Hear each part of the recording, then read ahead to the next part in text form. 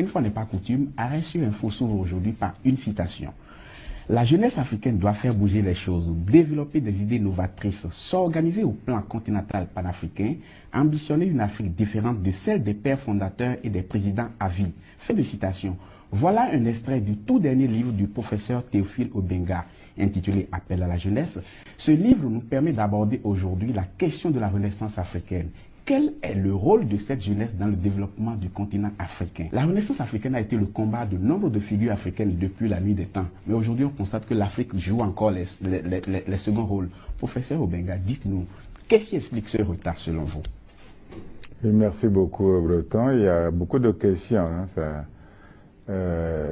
Souvent, si on ignore d'où l'on vient, on ignore sa propre histoire et on ne sait pas où l'on va. Et on vit selon l'histoire des autres. Alors si nous connaissons notre propre histoire, on voit bien que tout le XXe siècle, les Africains ont pensé la renaissance africaine, l'unité culturelle africaine, l'union africaine, la solidarité africaine, le panafricanisme. Cela va de Marcus Garvey, les congrès de Londres, jusqu'à Kwame Nkrumah, jusqu'à Cheikh Anta Diop, le Steve Biko, toute cette lignée de leaders africains ont toujours prôné l'unité africaine, la renaissance africaine. Mais quand on perd cela de vue, on perd ce travail, cette réflexion qui a duré presque un siècle de vue, évidemment on ne sait pas trop ce que l'on veut, et à ce moment les autres vous imposent leur point de vue, ils vous imposent des choses comme le sous-développement, le pays en voie de développement, le co-développement, le développement durable. Il est toujours durable, le développement. Il vous impose des dialogues nord-sud. Il y a un autre paradigme qui se présente quand on perd sa propre mémoire. Voilà pourquoi aujourd'hui l'Afrique est dans cet état que vous constatez. Professeur Obenga, on pointe un doigt accusateur sur l'Occident comme étant à l'origine de tout ce retard-là. C'est qu'il faut... le malheur, la souffrance ou la douleur, le malheur arrive à tous les peuples de la terre. Il n'y a pas un seul peuple qui a vécu sans malheur.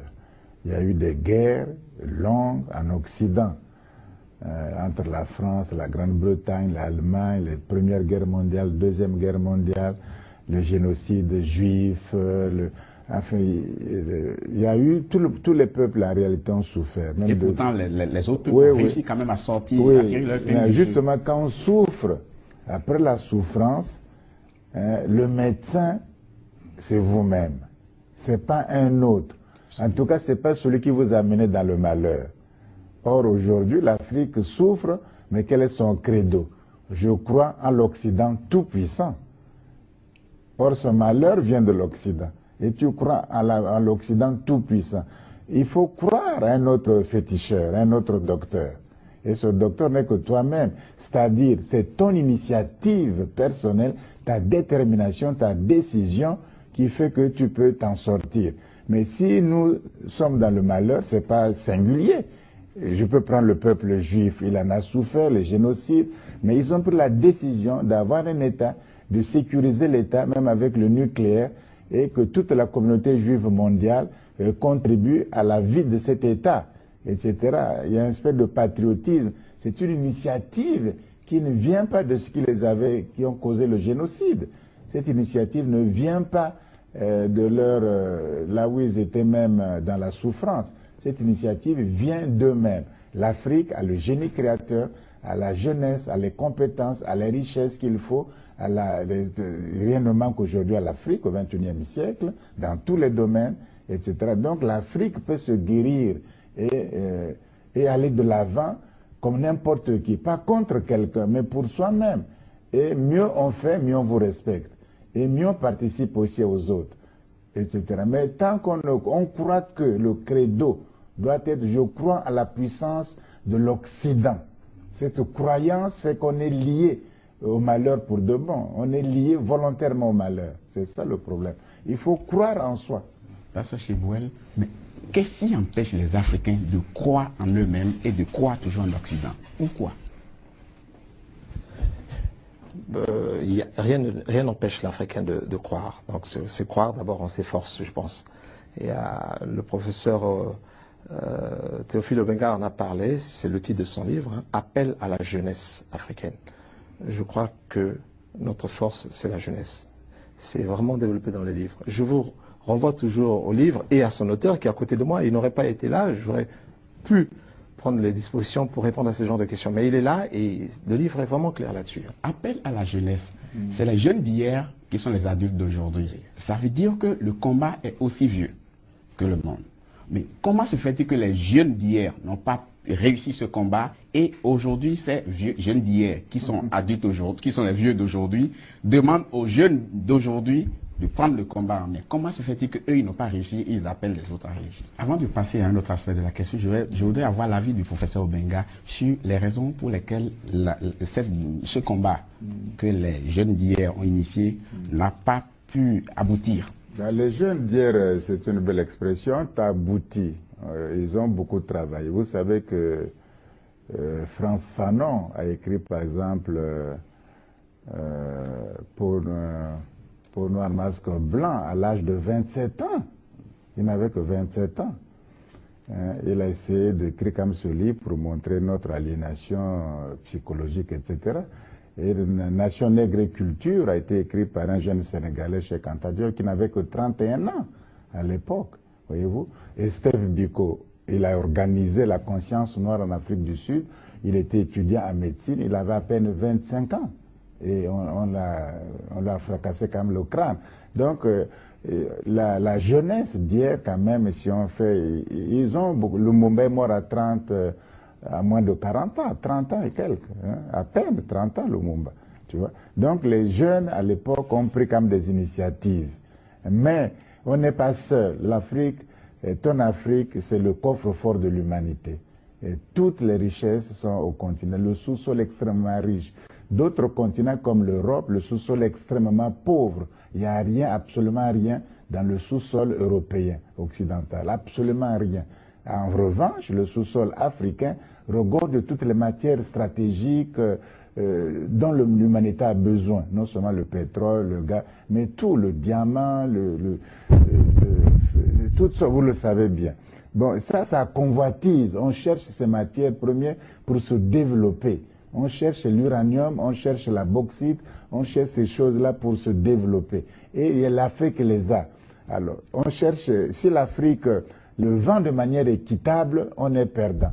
Mais par contre, on fait des accords internationaux. Vous qui produisez le cacao, vous ne fixez pas le prix. Moi, l'acheteur, c'est moi qui fixe le prix comme je l'entends, etc. Voyez-vous? Donc, nous sommes dans ce jeu mondial. Nous sommes dans ce jeu, si vous voulez, d'exploitation mondiale. Donc, une sorte de jungle. Oui, oui. Quand nous serons plus ou moins attentifs à ce jeu et sauver davantage les intérêts africains, vous verrez bien que la solidarité aussi va le faire. On ne peut pas aussi le faire de façon isolée.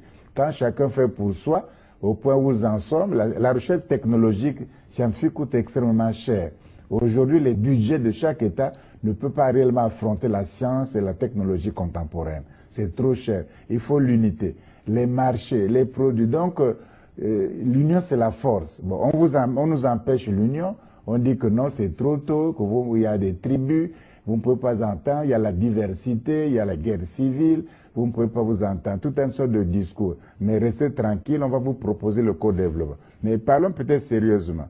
Aujourd'hui, quand même, le jeu va changer par la force des choses, presque naturellement. Imaginez-vous, en Afrique aujourd'hui, il y a 400 millions de jeunes entre 15 ans et 40 ans.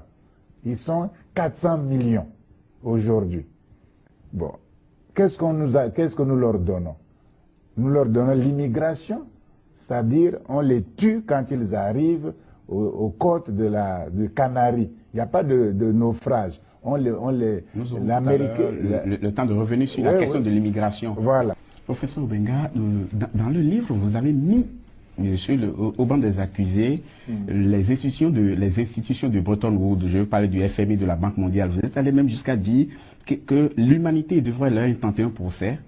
L'humanité devrait leur intenter un procès pour mauvais conseil sciemment donné aux dirigeants africains. Mais c'est exact. cet exemple parce que ces institutions n'ont pas été créées pour le développement de l'Afrique. Or, ces institutions prétendent de développer l'Afrique. C'est ça la contradiction. Elles ne sont pas créées pour développer l'Afrique. Mais en même temps, elles nous proposent des programmes d'ajustement structurel. Citez-moi un seul programme d'ajustement structurel qui a réussi en Afrique.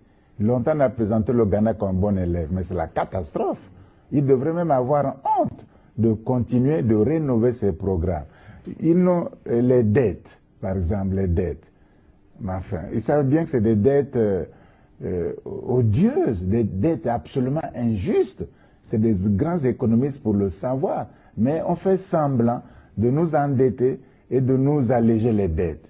Ce jeu ne peut pas continuer. Mais vous avez bien dit que l'Occident propose ces programmes aux pays africains. Vous avez dit propose, donc n'impose pas. Est-ce que les Africains n'étaient pas capables, nos dirigeants n'étaient pas capables de dire non, ce programme n'est pas bon pour nous, donnez-nous autre chose? C'est aussi un problème. On était...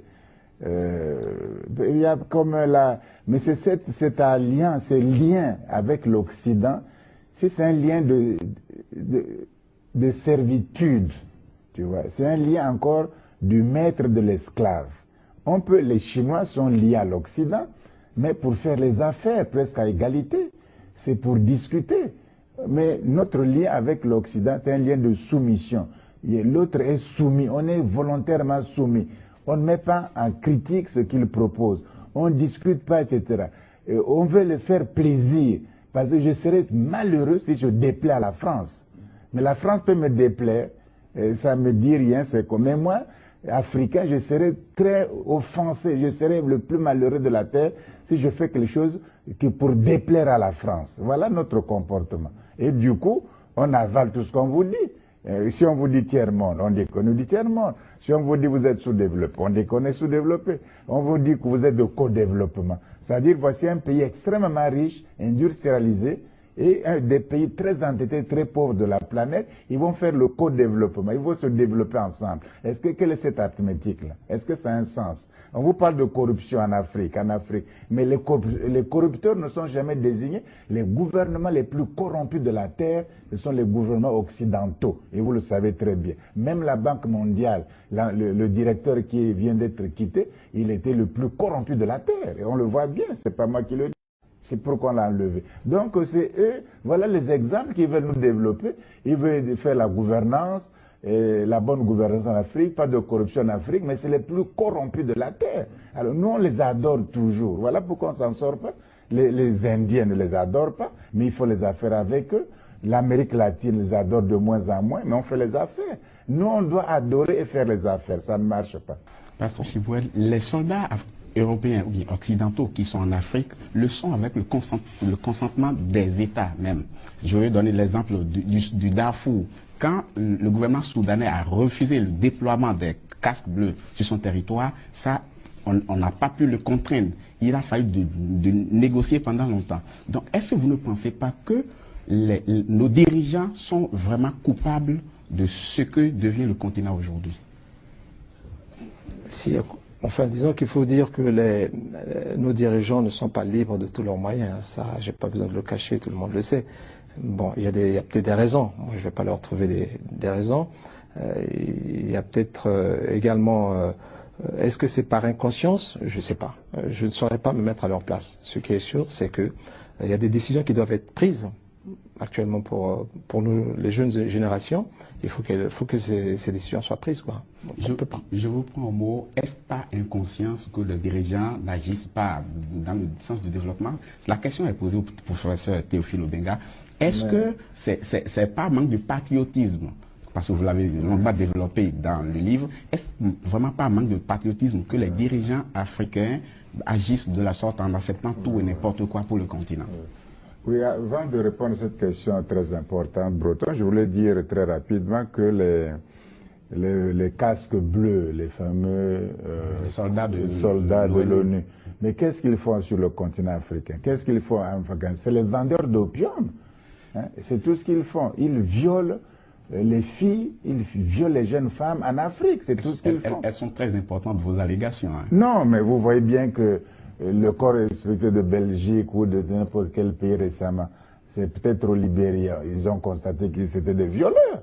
Ou au Maroc, je ne sais pas quoi. Au Maroc, oui. Oui, c'est des violeurs, c'est tout ce qu'ils font.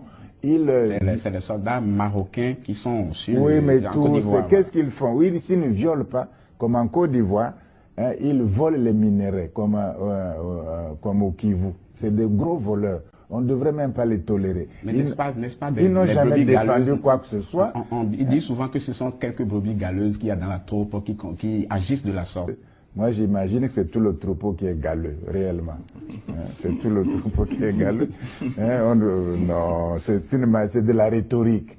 On voudrait encore nous passer du sucre sur la langue et puis dire que c'est quelque chose. Donc, pour revenir à la question du patriotisme. Le patriotisme, ça dit que il faut. C'est pas un crime pour un Français d'aimer la France, réellement. Le pays là où il est né, là où ses ancêtres sont enterrés, là où il a son destin, il s'investit dans ce pays.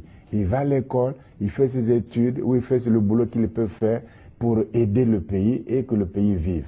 Ça, c'est partout. Tu trouves le nationalisme aux États-Unis, tu le trouves le nationalisme en Amérique latine, dans les pays, tu le trouves en France, en Belgique, les Italiens, ils aiment leur patrie. L'Italie aime plus l'Italie que la France. Mais ils sont tous européens. Mais donc cet amour presque existentiel, très fort, de ce qu'on appelle le patriotisme ou le nationalisme, c'est ça qui fait que les pays se sont développés à base de ça. Quand il y a eu par exemple la renaissance du Meiji, par exemple au Japon, mais c'était basé essentiellement sur le nationalisme japonais. Quand même le Parti communiste chinois est venu, mais c'était sur le nationalisme chinois avant tout. C'était pas le communisme en l'air comme ça. C'est la patrie chinoise, doit être une grande patrie dans le monde, un grand pays, très fort, très puissant, très respecté, et faire les affaires dans la mondialisation. Nous, on veut, est-ce qu'on a une vision même de l'amour de l'Afrique? Est-ce qu'on aime d'abord l'Afrique? C'est des questions que nous allons nous poser dans la seconde partie de cette émission. Donc, pour inventorier tout ce qui a pu conduire l'Afrique à ce stade, aujourd'hui, on note la traite négrière, le passé colonial, les guerres civiles, les maladies, la famine, autant de choses que les jeunes Africains aujourd'hui, vu leur situation, sont obligés de quitter l'Afrique. Donc, nous allons aborder dans la seconde partie de cette émission la question de l'immigration. Mais pour l'instant, est-ce qu'il faut marquer une pause? On se retrouve dans quelques instants. Pour contrer ce trafic, la police espagnole utilise les dernières technologies. Cet appareil permet de détecter la moindre respiration. Pourtant, rien ne semble pouvoir dissuader les candidats à l'immigration. Professeur Obenga, quel est votre état d'âme quand vous voyez des images de ce genre? Évidemment, c'est un sentiment très pénible.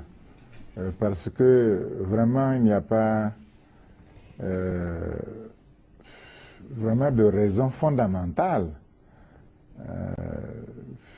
C'est pas insoluble, c'est ça le problème. Quand c'est insoluble, oui, mais c'est pas un problème insoluble au niveau de l'Afrique. L'Afrique a d'abord de l'espace. Donc on peut étendre nos villes, on peut étendre nos capitales. Donc il n'y a pas la pression démographique pour dire qu'il n'y a plus d'espace vital, les gens s'en vont. L'Afrique, c'est des jeunes pays qui veulent se construire. Donc, on a besoin des forces juvéniles. Bon, on ne les emploie pas. Bon, il n'y a pas un plan pour la jeunesse. Il n'y a pas d'offre de travail, etc. Bon, l'Afrique a tout à gagner à faire travailler sa jeunesse. Mais vous voyez bien que cette même jeunesse que nous envoyons sur les routes impossibles, et on leur donne la drogue et on en fait des soldats, des ninjas, des cobras, des cocoys, au Congo par exemple, Brazzaville. On en fait des milices, on en fait des enfants soldats. Tu vois, quand on a besoin d'eux pour le pouvoir politique, voilà l'usage qu'on en fait. Une fois que c'est fini, une fois installés au pouvoir, les enfants retournent dans la galère. C'est-à-dire pas de nourriture, ils sont mal nourris, ils sont pauvres, ils n'ont pas de travail, ils n'ont pas d'espoir. Alors qu'est-ce qui reste? Bon, comme ils ont encore la force juvénile, ils prennent des routes impossibles. Il faut aussi que le comportement de certains présidents africains, responsables africains, change aussi, et qu'ils puissent offrir à la jeunesse qu'on se mette pas tout l'argent dans les poches, dans les comptes suisses, etc. Donc je crois qu'il faut aussi que la jeunesse sanctionne aussi ces gens-là.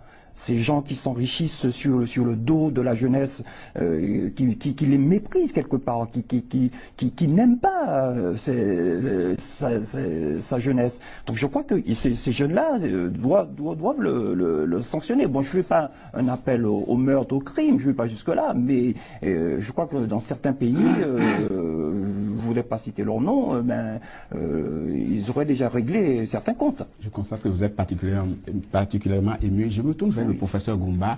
Dites-nous, d'abord, les pays européens font tout pour empêcher l'arrivée sur le territoire de ces jeunes-là. La France, par exemple, dit qu'elle ne peut pas supporter à elle seule la misère du monde. Est-ce que vous pensez que ces propos-là sont justes dans le sens où, quelque part, on pointe un doigt accusateur sur ces pays européens-là comme étant à l'origine de ce que nous vivons aujourd'hui en Afrique? Oui, comme le professeur l'a dit, c'est pénible de voir des scènes de cette espèce-là. J'ai eu, moi, personnellement, à discuter avec quelques jeunes qui ne savaient pas ce qu'il fallait faire. Je dis, bon, mais ils quittent le pays, la mer est devenue un cimetière pour eux, ils arrivent ici, on n'en veut pas, c'est la discrimination, mais qu'est-ce qu'il faut faire? Je leur ai dit, il faut vous battre. Chez vous, il faut vous battre d'abord, comme les jeunes qui ont tout fait pour contribuer au renversement de Bokassa, notre empereur. Oui, ce sont les jeunes. Ce sont les jeunes qui se sont révoltés. Il faut se battre sur place et arriver ici. Si vous avez la possibilité, il faut vous former. Professeur Goumba, quand on suit votre discours, on a l'impression que vous demandez, vous en appelez à un éveil de la conscience, à un éveil. Mais est-ce que ce n'est pas, ça la question est tournée vers le professeur Obenga, est-ce que ce n'est pas cet éveil-là qui fait qu'aujourd'hui on observe sur le continent des rébellions? Parce qu'on est allé par les urnes, on n'a pas réussi, donc on essaie de prendre une partie du territoire du pays pour contraindre le pouvoir en place à écouter ce que l'on dit, professeur Obenga. Oui, je crois que tout part bien, une affaire de pression. Hein. Voyez-vous que vous avez 400 millions, j'ai peut-être dit, 400 millions de jeunes. Bon, ils n'ont pas d'espoir, ils n'ont pas d'avenir, ils sont dans la misère. Il n'y a pas d'alternative. Il n'y a pas d'alternative. Mais comment on va faire? Il y aura des crises inattendues. Ils vont dire, par exemple, prenez le pouvoir, soyez ministre, soyez maire, soyez député, mais à condition de résoudre nos problèmes. Et si vous ne faites pas, nous n'avons rien à gagner, on brûle toute la ville, on n'a rien à perdre, on n'a rien à gagner. C'est des solutions qui arrivent. Beaucoup de gouvernements africains seront de plus en plus pris en otage par la jeunesse africaine, s'il ne résout pas les problèmes. Parce que tout le monde ne peut pas venir mourir, D'ailleurs, il n'y a pas de naufrage. Quand ils arrivent aux Canaries, la police espagnole tire avec des fusils de guerre sur les jeunes. Ils meurent, ils sont dans la mer, on ne les repêche jamais, on ne montre jamais les cadavres naufragés pour éviter de montrer les balles. Donc en fait, c'est des crimes. Mais comme c'est des Européens, ils protègent l'Europe. Donc la fameuse communauté internationale, étant européenne, ne dit rien du tout. Ne dit rien du tout. Il suffit d'enlever un petit Européen d'un port Harcourt pour que toute l'Europe s'émeuve. Mais quand tu des millions, des centaines de jeunes gens tirés par la police espagnole aux îles Canaries, et aucun pays européen ne bouge, voyez-vous. Donc, à un moment donné, la jeunesse africaine trouvera des schémas inconnus. Elle dit que prenez le pouvoir, nous ne voulons pas le pouvoir, prenez-le, mais si les problèmes ne sont pas résolus, et on renverse ou on brûle, on n'a rien à perdre, ça sera comme... Et à la longue, de toute façon, on a accumulé la richesse. On a des châteaux à l'étranger. On a des milliards à l'étranger. Mais on n'est même pas heureux dans la misère. Comment voulez-vous être heureux, président de la République, être tout joyeux, tout joufflu, quand la masse, l'ensemble du pays gît dans la misère totale. Quelle est cette espèce d'être humain on peut être? Voyez-vous? Professeur Obenga, parlons maintenant du sida. Vous l'avez longuement développé dans votre livre. Le sida, aujourd'hui, le continent le plus touché, c'est le continent africain. Est-ce que vous avez espoir qu'un jour, on arrivera à bout de cette maladie pour que les Africains puissent vivre mieux? D'abord, je crois que dans ce problème, il faut impliquer davantage ce qui a introduit le sida en Afrique. La syphilis a été introduite en Afrique. La tuberculose a été introduite en Afrique. Par l'Occident. Vous portez la responsabilité l'Occident, non, l'Occident, c'est-à-dire l'Europe et les États-Unis. J'entends par là l'Occident. Le sida a été introduit par l'Occident. Or, nous parlons comme si c'était naturel. Voilà, voilà les responsables. Vous partagez cette affirmation. Professeur Koumba, nous allons consacrer les dernières secondes de cette émission à lancer des appels pour la jeunesse. Je commence par le professeur Etilé. Je vais simplement dire ce que je voulais dire. Je crois que les Occidentaux, enfin l'idéologie, prend vraiment les Africains pour des insectes, pour des mondes que rien. Moi, je suis profondément persuadé qu'au lieu, au niveau de l'Europe, au niveau de l'Amérique, ces gens-là ont la haine de l'Afrique, enfin des Africains.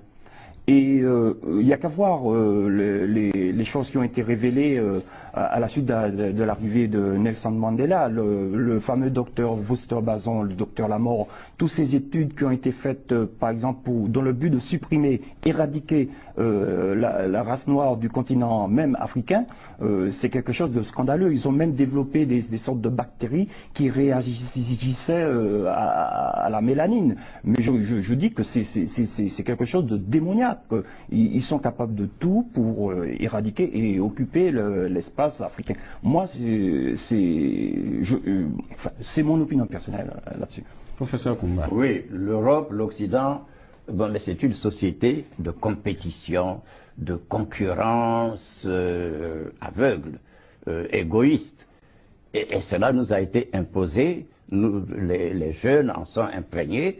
Et ce qu'il y a lieu de faire, c'est de retourner à nos propres sources, d'étudier véritablement ce qu'étaient nos ancêtres, parce que quand une race a résisté pendant des années, des siècles et des siècles, c'est qu'il y a un socle, c'est qu'il y a quand même... Donc vous appelez la jeunesse à retourner à la source?